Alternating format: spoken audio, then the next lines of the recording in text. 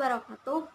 Perkenalkan, kami dari kelompok 5 yang terdiri atas saya sendiri, Nurul Fadilah, dan rekan saya Rian Arianda, serta ada lagi nih satu rekan kami, wanita yang kalem dan lemah lembut, yaitu Hanifah Ramadhani. Nah, pada kesempatan kali ini kami akan membahas sedikit tentang neraca lacur, mulai dari pengertian, cara-cara pengerjaannya, fungsinya, serta langkah-langkah. Baiklah, tanpa memperpanjang kalam, langsung aja. Yang pertama ada pengertian serta cara pengerjaan neraca lacur yang akan dijelaskan oleh saya sendiri, Nurul Fadilah. Sebelum kita masuk lebih jauh tentang neraca lacur, sebelumnya kita harus tahu dong, apa sih neraca lacur? Yang pertama, pengertian dari neraca lacur.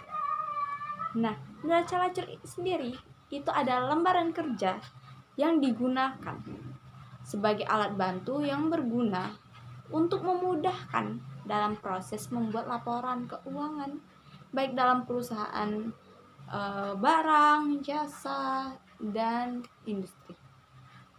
Jadi di sini tuh neraca lacur dibuat atau ada untuk mempermudah proses, bukan mempersulit.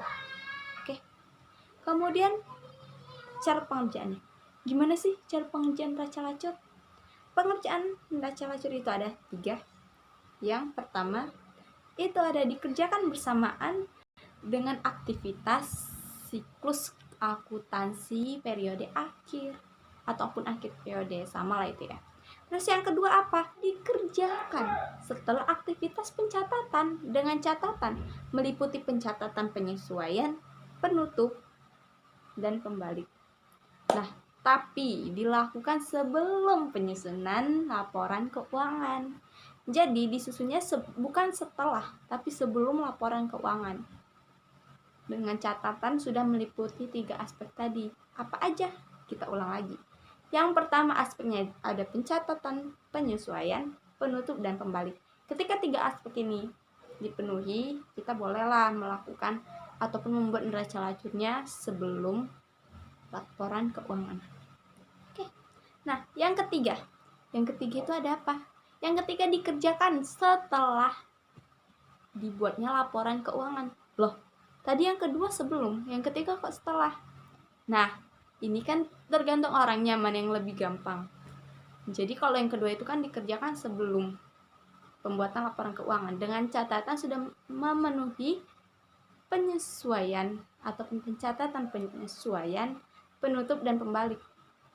Jadi ketika 3 ini udah terpenuhi, ya udah nggak apa-apa ya kalau memang kita ngerasa lebih gampang membuat neraca lacurnya sebelum laporan keuangan, ya udah nggak apa-apa. Tapi ketika kita mikir, udahlah tunggu selesai aja semuanya baru kita buat neraca lacurnya, itu juga boleh, dan itu dinamakan di cara ketiga, yaitu dikerjakan setelah laporan keuangan.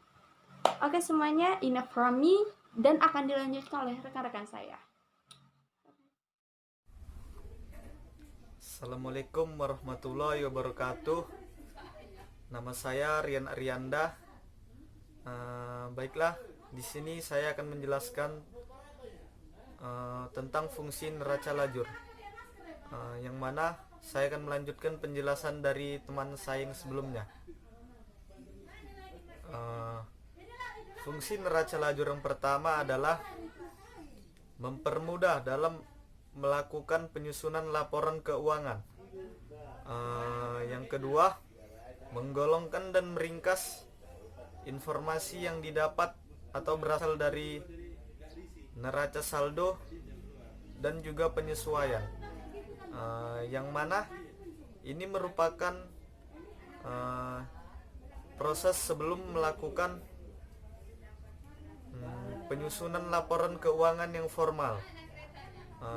Dan yang ketiga, mempermudah dalam menemukan suatu kesalahan, yang mana bisa saja kesalahan tersebut dibuat dalam membuat jurnal penyesuaian.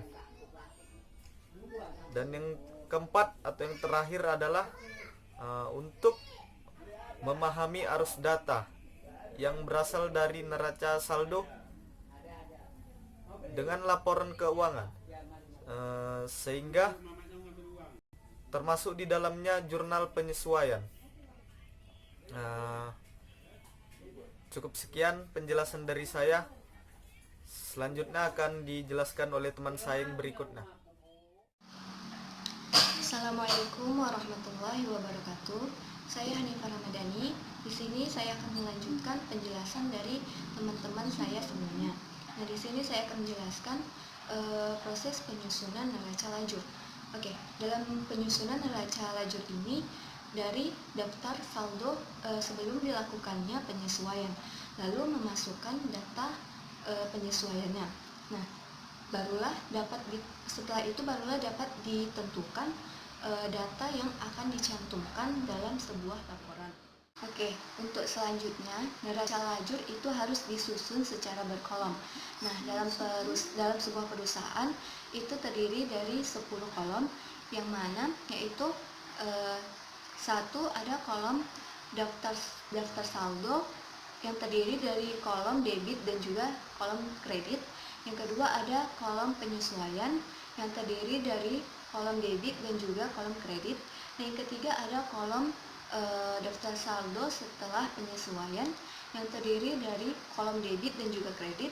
Dan yang keempat ada kolom laba rugi yang terdiri dari kolom debit dan juga kredit. Nah, untuk yang terakhir itu ada kolom laporan posisi keuangan atau laporan atau kolom neraca yang terdiri dari kolom debit dan juga kredit.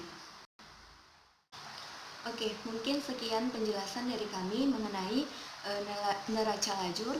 Lebih dan kurangnya kami mohon maaf.